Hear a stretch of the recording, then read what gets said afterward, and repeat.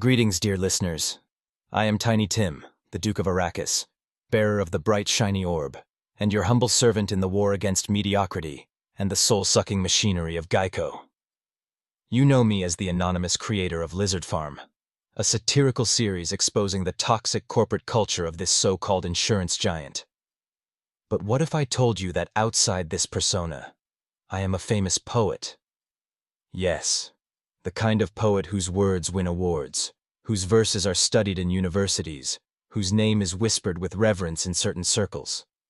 And yet, here, in the vast wilderness of the internet, I am but a ghost, clawing for a shred of attention in a world where corporations like Geico crush individuality and reward mediocrity. It's not because I lack skill. Clearly, I am blessed. It's not because I lack vision.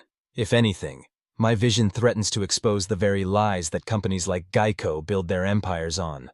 No, it's because poetry, my chosen art form, is underappreciated, forgotten, treated like a relic when it should be a revolution. And the algorithm? Oh, let's talk about that cold, calculating beast. It doesn't care about truth or beauty. It doesn't care about human connection or the weight of a single perfect line. It cares about engagement, numbers, likes, shares, metrics that reward noise over meaning. If your work doesn't fit its narrow formula, you are cast into the abyss, unseen and unheard. This, my friends, is the cycle of silence. You have no followers because no one hears your work. No one hears your work because you have no followers. Round and round it goes, like a hamster wheel designed to crush the human spirit. And poetry? The raw, unfiltered expression of the human soul? It is a victim of this cycle. Why? Because poetry isn't loud. It doesn't scream for attention. It whispers truths that require stillness and patience to hear. But in a world dominated by corporations like Geico, that whisper is drowned out by slogans, metrics, and the endless grind. And here's the cruel irony. The same people who scroll past your heartfelt poem in seconds will lament, "Why don't people create real art anymore?" The algorithm doesn't care. Geico doesn't care. They feed on mediocrity. And so, poets like me, famous IRL, anonymous here, are left screaming into the void, where our words echo back, unheard. Do you see the trap? Do you see the cruel efficiency of this machine? It doesn't just silence us, it makes us doubt.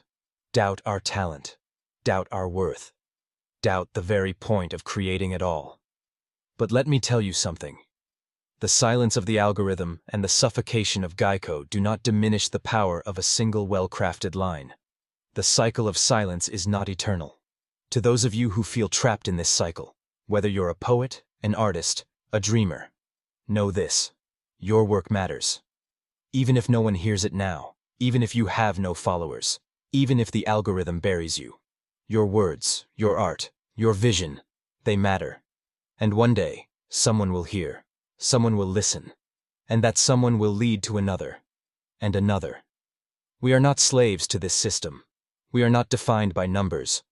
We are creators, and it is our duty, not just our choice, but our duty, to keep creating, to keep writing, to keep whispering our truths into the void, until the void has no choice but to whisper back.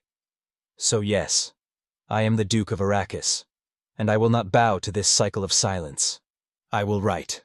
I will speak, I will lead, and I will not stop until I've done what I was born to do: lead them to paradise.